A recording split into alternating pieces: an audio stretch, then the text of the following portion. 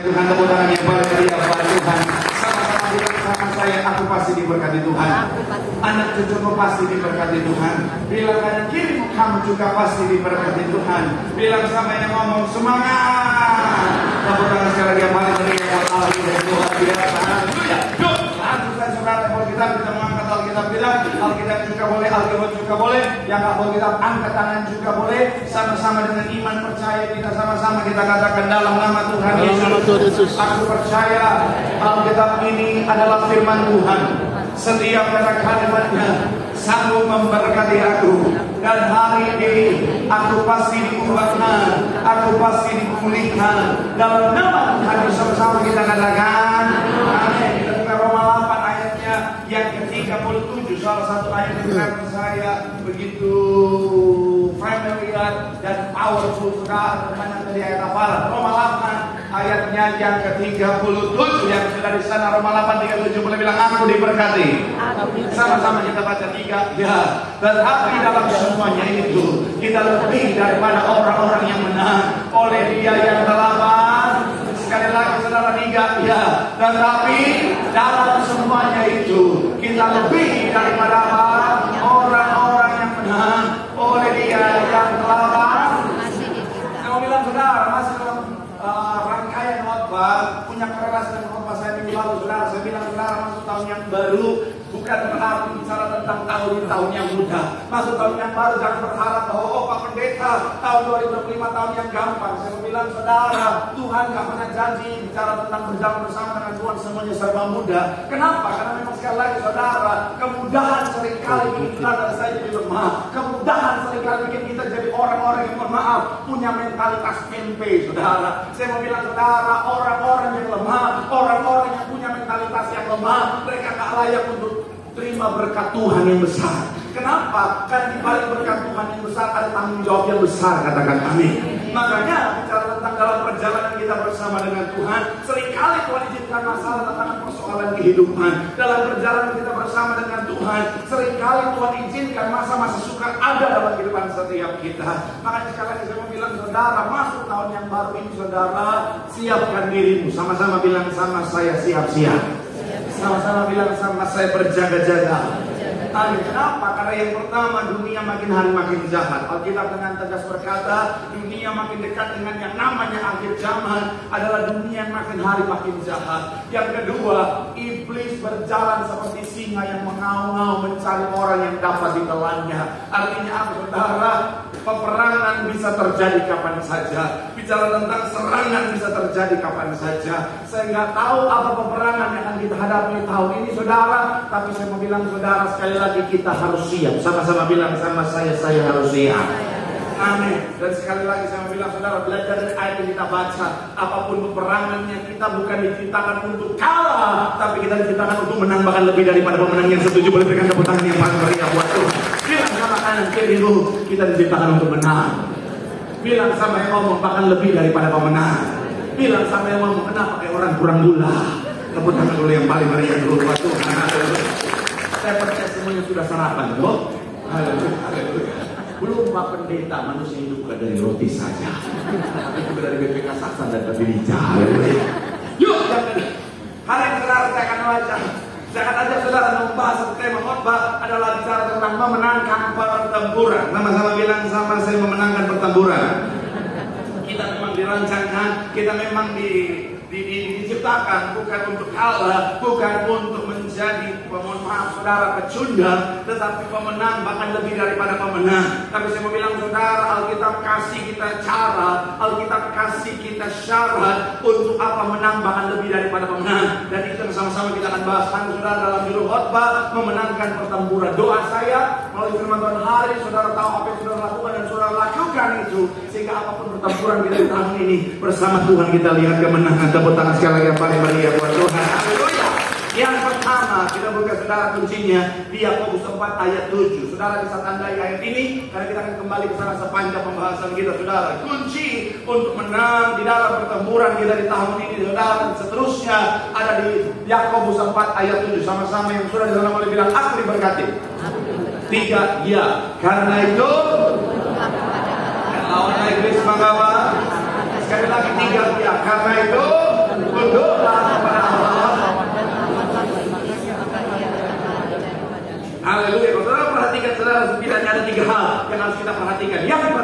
saya catat di sini saudara adalah tunduk kepada Allah. Sama-sama bilang sama saya tunduk kepada Allah. Sama-sama bilang sama saya tunduk kepada Allah.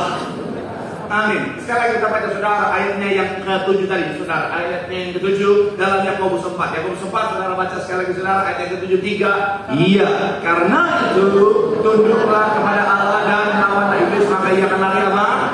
Yang pertama adalah bicara tentang tunduk. Kata tunduk bahasa aslinya saudara adalah hupotaso. Yang menarik adalah begini saudara. Kata tunduk ini saudara bahasa aslinya hupotaso punya makna put under atau meletakkan di bawah saudara. Dan saya mencatat di saudara, ini bicara tentang apa saudara? Meletakkan diri saudara dan saya di dalam naungan Tuhan. Sama-sama bilang sama saya meletakkan diri. Sama-sama bilang sama saya dalam naungan Tuhan. Saya mau bilang saudara meletakkan diri dalam naungan Tuhan, dalam otoritas Tuhan. Ini adalah bicara tentang apa? Menempatkan diri saudara dan saya dalam perlindungan Tuhan. Sama-sama bilang sama saya dalam perlindungan Tuhan. Sama-sama bilang sama saya dalam pembelaan Tuhan. Amin. Saudara baca Mazmur 91 keseluruhannya bicara tentang perlindungan Tuhan. Sama-sama bilang sama saya perlindungan Tuhan. Amin. Kalau saudara loncat ayat 4, masih dalam Mazmur 91, kita lihat ayat 4 bilang begini saudara, sama-sama kita baca. 3, ya. Dengan kepalanya ia akan melindungi kau, di bawah sayapnya engkau akan apa? Berlindung. Kesetiaannya ialah apa? Sama-sama bilang sama saya perisai. Sama-sama bilang sama saya pagar. Amin. Saudara perhatikan yang saya garis, saya rubah warnanya saudara. Kepaknya ia akan melindungi engkau, di bawah sayapnya engkau akan berlindung. Jadi Mazmur, kalau saudara baca beberapa ayat saudara dalam kitab Mazmur saudara, baik Mazmur 91, Mazmur 17 ayat 8, Mazmur 36 ayat 8, Mazmur 57 ayat 1 sampai 2, saudara bisa baca di rumah. Kalau saudara ingat baca Alkitab di rumah, haleluya. Mazmur menggunakan kata sayap. Bicara tentang apa saudara? Ini satu gambaran yang begitu indah saudara. Gambaran tentang apa saudara? Perlindungan Tuhan yang sempurna. Saya mau bilang saudara, mungkin kalau Raja Wali jarang lihat ya. Kalau Raja Wali jarang lihat mungkin ya, iya kan? Tapi kalau ayam saya percaya sering lihat. Anak zaman sekarang jarang lihat ayam secara langsung saudara. Kalau nggak di kebun binatang, di KFC saudara. Iya, kalau kita zaman dulu kan orang zaman dulu identik dengan di rumah-rumah tuh piara ayam. Tapi cuma saya tahu orang kampung di sini. Saya mau bilang saudara, kalau Raja Wali kita lihat kan, kalau ayam kan kita lihat ya. Kalau anak ayam sudah di bawah sayap ayam. Saya mau bilang saudara, buat anak-anak muda zaman sekarang yang nggak pernah lihat ayam, jangan kau berani sentuh itu anak ayam. Saya mau bilang sampai ke ujung dunia dia akan kejar kau. Betul. Coba anak ayam sudah di dalam sayap mamanya, induknya, terus kau ambil kau lari sampai di ujung tambun sana dikejar kau. Yang berpengalaman pasti tahu ya, betul ya. Kenapa? Karena saya bilang saudara, itu bicara tentang apa? Perlindungan yang paling aman untuk versi ayam saudara. Dan saya bilang Raja Wali juga punya konsep yang sama saudara. Jadi kalau anaknya sudah ada di dalam sayapnya, sudah dituduh, saya bilang saudara, itu pembelaan pasti luar biasa. Saya bilang saudara, itulah yang Mazmur coba gambarkan tentang perlindungan Tuhan. Ketika kita menempatkan diri kita under, di bawah, ketika kita menundukkan, kita di bawah perlindungan Tuhan. Katakan amin. Supaya totalitas kita yang maju. Poin yang pertama. Haleluya. Ayo, sana dia. Dia lagi. Saudara bosan? Sama. Misalnya dia saudara. Kalau dia berjalan sendiri, serangan misalkan kapan saja. Silakan, penyerang boleh masuk. Haleluya. Nanti caranya boleh dibuka ya. Misalnya dia sendiri, iblis datang seperti singa, mengau-ngau, menyerang dia. Itu mah kebaikan gitu. Seperti singa, menyerang dia, menganiaya dia, menghancurkan dia, mentombokkan dia. Iya kan? Dia bilang saudara, dia hanya bisa berlindung dengan kekuatannya sendiri. Tapi berbeda saudara, kalau misalnya dia menempatkan dirinya, misalnya saudara, di dalam naungan saya. Kalau dia menempatkan dirinya dalam naungan saya. Iya, kalau dia menempatkan dirinya dalam naungan saya, serangan mungkin bisa datang, tapi saya modal dengan segala macam cara. Saya akan melindungi dia. Mereka tidak berani, karena nanti pulang nggak dapat amplop. Sudah, jangan ngomong lagi. Nah, kalau mau saya mau bilang saudara, terima kasih. Begitu pun saudara dan saya. Kalau kita berjalan sendirian, saya mau bilang saudara, kita mangsa yang empuk, saudara. Makanya kita diibaratkan seperti domba. Kalau kita berjalan sendiri, kita mangsa yang empuk. Tapi kalau kita dekat dengan gembala kita, perlindungan Tuhan itu sempurna. Perlindungan gembala itu sempurna. Kalau kita dalam naungannya Tuhan, kita tunduk pada Tuhan, bicara tentang kita menempatkan diri kita dalam otoritasnya Tuhan, ada perlindungan Tuhan yang sempurna. Saat itulah menjadi kunci awal kita melihat kemenangan. Tepuk tangan yang paling berharga buat Tuhan. Bilang sama kanan kirimu, tunduk sama Tuhan, hidup dalam Tuhan. Di situ ada kemenangan atas peperangan. Tepuk tangan yang paling meriah buat Tuhan. Yang kedua, saudara, apa yang harus kita lakukan, saudara, untuk menang di dalam pertempuran? Yang kedua, sama-sama kita baca sekali lagi, saudara, Yakobus 4 ayat 7. Yakobus 4 ayatnya yang ke-7, sama-sama kita baca sekali lagi, saudara. 3, yang kedua, ayat yang kedua, masih dalam ayat yang sama tapi bold yang kedua. Yakobus 4 ayatnya yang ke-7, sama-sama. 3, ya. Karena itu apa?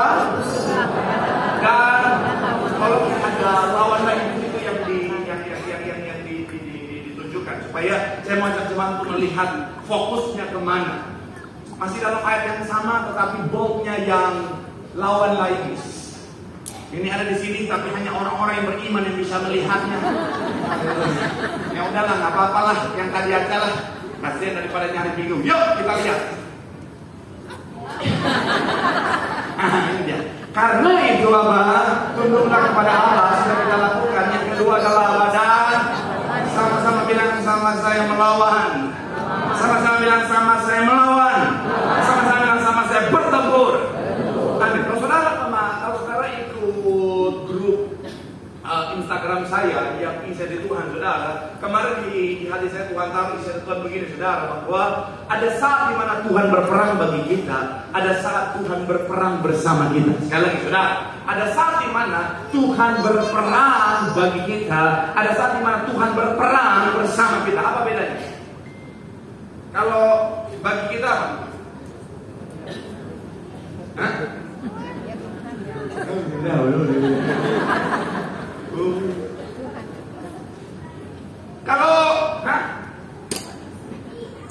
kalau bagi sendiri, siapa sendiri?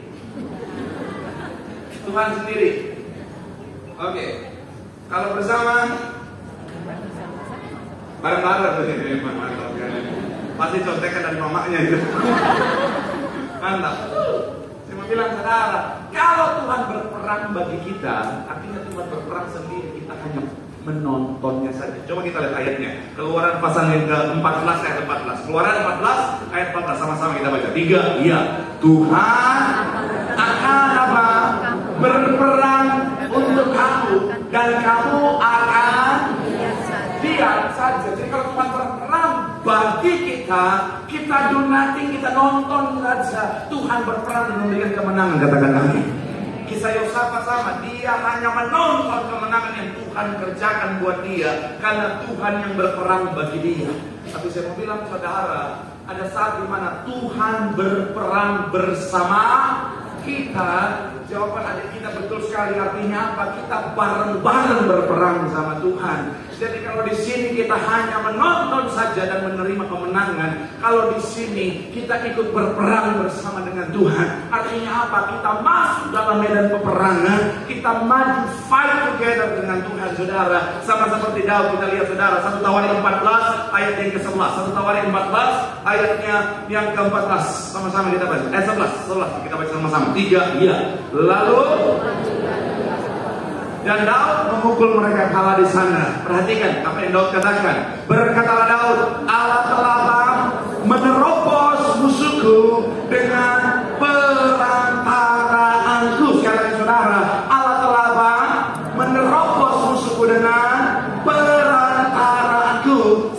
yang menerobos. Sebab itu orang menamakan tempat itu apa? Baal. Yang menarik kalau saudara perhatikan kata dengan perantaraanku, bahasa aslinya itu ya, saudara, ya.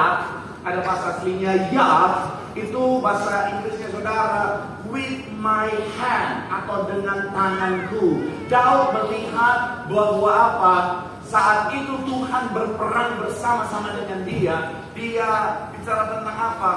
Tangannya adalah alatnya Tuhan untuk apa? Menerobos, melakukan yang namanya perlawanan di dalam pertempuran, sehingga apa? Menghasilkan kemenangan. Saya mau bilang saudara, ada saat di mana saudara, Tuhan mau saudara dan saya berperang bersama Tuhan. Katakan amin. Artinya apa? Jangan diam saja. Saatnya ikut berperang bersama Tuhan. Saatnya melawan. Ada banyak orang Kristen salah memahami Alkitab saudara. Di dalam pertempuran dia diam saja, biarin aja Tuhan. Biarin aja Tuhan. Biarin aja Tuhan yang salah. Biarin aja Tuhan yang lawan. Dia diam aja. Kelihatannya rohani banget. Iya kan? Shalom. Shalom. Biar aja Tuhan. Biar aja Tuhan yang berperang. Kita diam aja. Saya mau bilang saudara, pada saat dimana Tuhan mau berperang bersama kita, ada bagiannya Tuhan, ada bagiannya kita. Amin. Kita berperang melawan misalnya saudara, godaan iblis. Kuntilanak sudah datang. Halo. Saya bicara sekolah minggu di sekolah minggu ya. Oh ada satu ya Bapak. Halo. Biar saja Tuhan yang berperang. Yang saja yang menontonnya. Nah Yesus jatuh itu bos. Kalau Yusuf dia nggak berperang, dia diam saja. Tante Poti datang. Biar saja Tuhan yang berperang. Aku diam saja. Oh jatuh dia bos. Saya mau bilang saudara, saya nggak tahu apa peperangan saudara. Tapi sekali lagi saya mau bilang saudara, jangan diam saja. Firman Tuhan akan mengingatkan saatnya untuk fight, saatnya untuk bertempur, berperang bersama dengan Tuhan. Kita akan melihat kemenangan. Tepuk tangan yang paling mulia buat Tuhan. Bilang tangan jangan diam saja. Bilang sama yang ngomong, saatnya berperang bersama Tuhan. Kita lihat kemenangan. Tepuk tangan yang paling meriah buat Tuhan. Shalom ibu-ibu. Sambil 5 menit kembali ke depan, saya mau bilang ya, pertempuran apa yang sementara kau hadapi?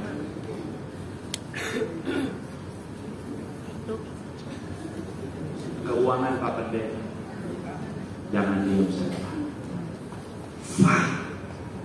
Jangan cuma tunggu berkat datang dari langit. Fight. Zaman sekarang untuk dapat berkat banyak salahnya. Iya. Saudara nggak punya produk, saudara punya produk orang lain, saudara jual, modal ngomong di TikTok. Oke kakak. Oke sanitizer. Ini kakak, kakak coba kita coba. Tangan Anda bersih, hati pun bersih. Oh, ada aja dalam saya. Kamu tanya, peperangan saya bukanlah lawan. Terus suami saya. Buat ibu-ibu, shalom ibu-ibu. Buat kamu yang selama ini ditindas oleh suami.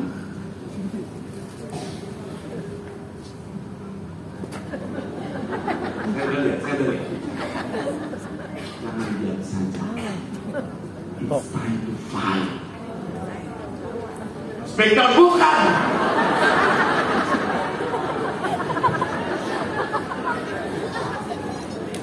Ini ada bawa-bawa langsung. Ternyata ngajarin apa sih? Saya mau bilang Pak, istri dikasih bukan untuk dianiaya Pak. Jadi buat ibu-ibu yang selama ini dianiaya oleh suami, it's time to fight. Bukan spektor. Saya bilang sama suamimu, Papa. Firman Tuhan berkata, hai suami kasihilah istri. Kalau papa tidak mengasihi istri, neraka bagian. Jangan suami.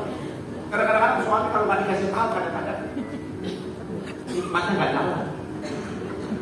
Anak orang, istrinya disiksa buat dia, dianiaya. Kalau ketemu aja royak. istri sendiri peliknya bukan main. Memang tuh kalau udah putus tuh nggak pernah salah. Ya Bu ya. Kalau suamimu datang di sini nggak usah ngomong singgung aja. Mereka masih benih dong. Siapa bapak-bapak?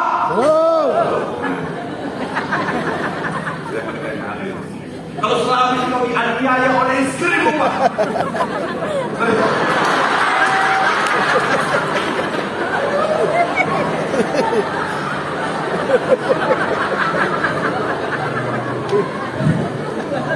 Tapi betul, ada banyak istri-istri zaman sekarang aniaya suami. Mungkin secara fisik enggak, dengan kata-kata. Saya bilang dulu ya, hancurin suami itu gampang, bikin suami gak berdaya itu gampang. Kau hancurkan saja egonya, maka hidupnya akan hancur. Karena manusia laki-laki itu manusia ego. Tiap hari kau bilang akan cuma berguna.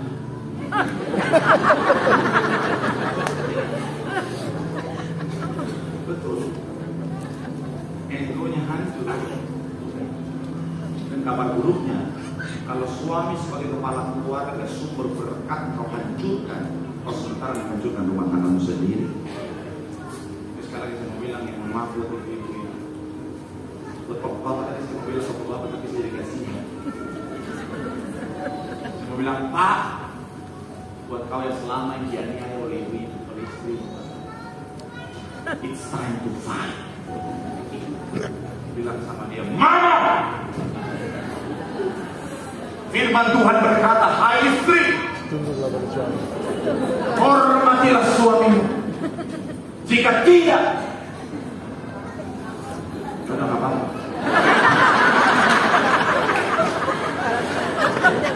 Soalnya banyak istri kalau udah baca begini, apa.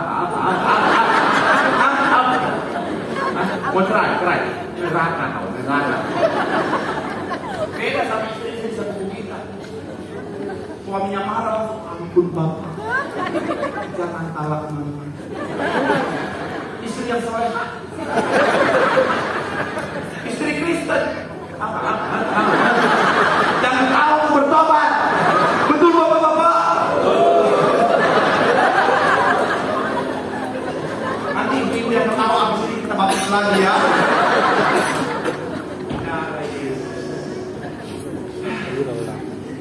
Sama-sama bilang sama saya, berperang bersama Tuhan. Kita pasti lihat kemenangan. Tepuk tangan yang paling meriah buat Tuhan. Kalau mau waktu, jadi saudara yang bilang apa nih Kak?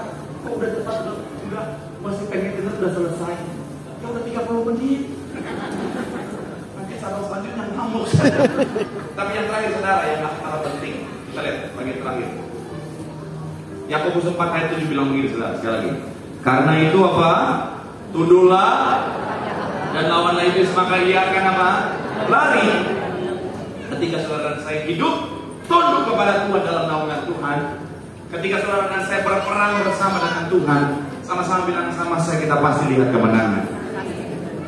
Tetapi kemenangan harus dijaga dengan baik. Makanya poin ini penting, hikmat yang Tuhan tahu dalam masa ketika saya mempelajari ayat ini, saudara tahu begini.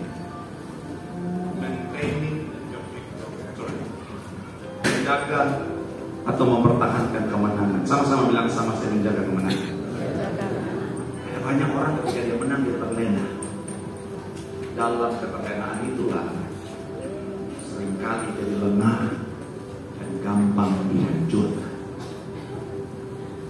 Saya pernah lihat ada pemain sepak bola, dia kiper. Jadi ketika penalti lawan tenang, dia berhasil tangkap. Dia berhasil angkal, dia bisa ketangkap dan ketangkap. Bolanya terbang ke atas. Dia langsung bolanya turun, tidak terkira. Kan ternyata kalau belum ada penalti ya, jadi masih penalti karena pelanggaran. Koreksi saya buat para pecinta sepak bola, para pecinta Sinteyong yang sementara berduka karena Sinteyong sudah dipulangkan. Saya juga sedih. Dulu langsung ditendang sama pemain lawan yang lain, saudara yang sudah berjaga-jaga. Ini kalah gol. Dia terlena. Saudara dan sayang, ketika kita berperang bersama Tuhan, kita pasti ada kemenangan. Tapi jaga kemenangan dengan sungguh-sungguh, jangan buka jalan. Karena gini, satu ayat lagi saudara. Dalam Matius 12 ayat 43 sampai 45 bilang begini saudara. Matius pasalnya ke 12 43 sampai 45 dikatakan, apabila roh jahat itu keluar dari manusia, ia pun apa? Tetapi tidak mendapati. Ayat 44. Lalu ia berkata, aku akan apa? Kembali ke rumah yang telah kutinggalkan itu. Maka pergilah ia dan rumah itu kosong, bersih, tersapu dan rapi. Lalu ia keluar dan mengajar apa? 7 roh lain yang apa? Lebih jahat daripadanya, dan mereka masuk dan berdiam di situ. Maka akhirnya apa? Karena orang itu lebih buruk daripada keadaan semula. Demikian juga kan apa? Hanya ketika saya mantap di hati saya, satu kalimat bilang begini: bersukacitalah dalam kemenanganmu, tapi jangan terlena olehnya, saudara. Bersukacitalah dalam kemenanganmu, tapi jangan terlena olehnya. Karena kalau kita terlena, ketika counter attack itu datang, kita bisa kalah. Dan saya baca satu post bilang begini, saudara, kemenangan yang tidak dipertahankan adalah kekalahan yang tertunda, saudara. Tetap waspada, tetap berjaga-jaga, jangan buka celah. Sekecil apapun celah, iblis bisa masuk dan akhirnya menghancurkan kehidupan. Itu taruh di hati saya, saudara. Sesederhana saudara percaya ramalan. Saya buat lagi bicara tentang ramalan cuaca ya. Ada jemaah nanya sama saya, Pak Pendeta, kan kita bilang nggak boleh percaya ramalan. Artinya kalau kita percaya ramalan cuaca dosa dong? Enggak gitu juga, Bapak. Sebenarnya namanya kan bukan ramalan cuaca, bergerak. Saudara ya, percaya ramalan aplikasi. Kemarin ada yang saya lupa, saya bilang dia DM atau dia WA itu. Jadi saya sampai bingung. Ada yang nanya gini, soal ramalan artis meninggal, bencana alam, itu boleh dipercaya?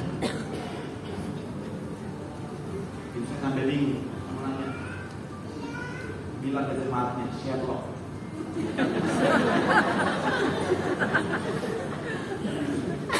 bilang ke sederhana percaya ramalan itu cok lagi bisa masuk dan menunjukkan kehidupan kita.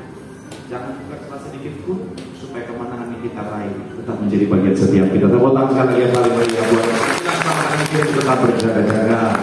Jaga kemenanganmu supaya kau menang sampai akhir. Tepuk tangan sekali lagi yang paling meriah buat yang bukan boleh lambaikan tanganmu. Tepuk tangan sorak-sorai yang paling meriah buat Tuhan.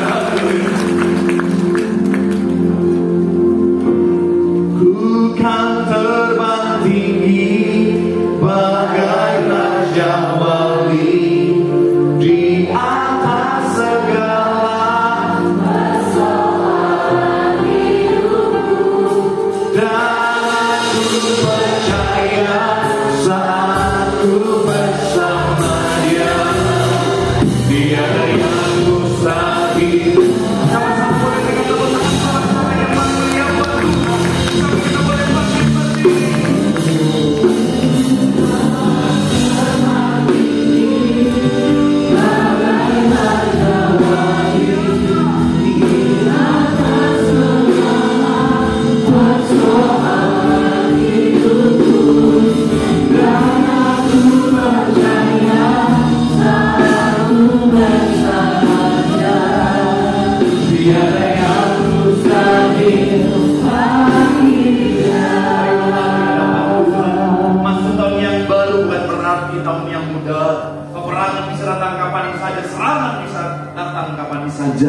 Tapi ingat, baik kita diciptakan bukan untuk kalah, tapi untuk menang, bahkan lebih daripada pemenang. Oleh sebab itu, Ingat baik, untuk memenangkan pertempuran, pastikan yang pertama tunduklah kepada Allah. Bicara tentang menempatkan diri kita di dalam naungannya Tuhan, di situ ada pembelaan Tuhan. Yang kedua, mari berperang, bertempur bersama dengan Tuhan, karena bersama dengan Tuhan kita akan melihat kemenangan. Dan setelah kita meraih kemenangan, mari jaga, mari pertahankan kemenangan. Jangan terlena oleh kemenangan, karena kemenangan yang tidak dipertahankan adalah kekalahan yang tertunda. Terus berjaga-jagalah sampai kapan? Supaya sampai akhir kau melihat kemenangan tetap menjadi bagian dalam hidupmu. Amin. Doa siapapun yang hadir hari, apapun peperangannya, mereka meraih kemenangan, mereka setia mempertahankan kemenangan sampai akhir. Mereka hidup dalam kemenangan. Sambil angkat tanganmu sekali lagi di hadapan Tuhan.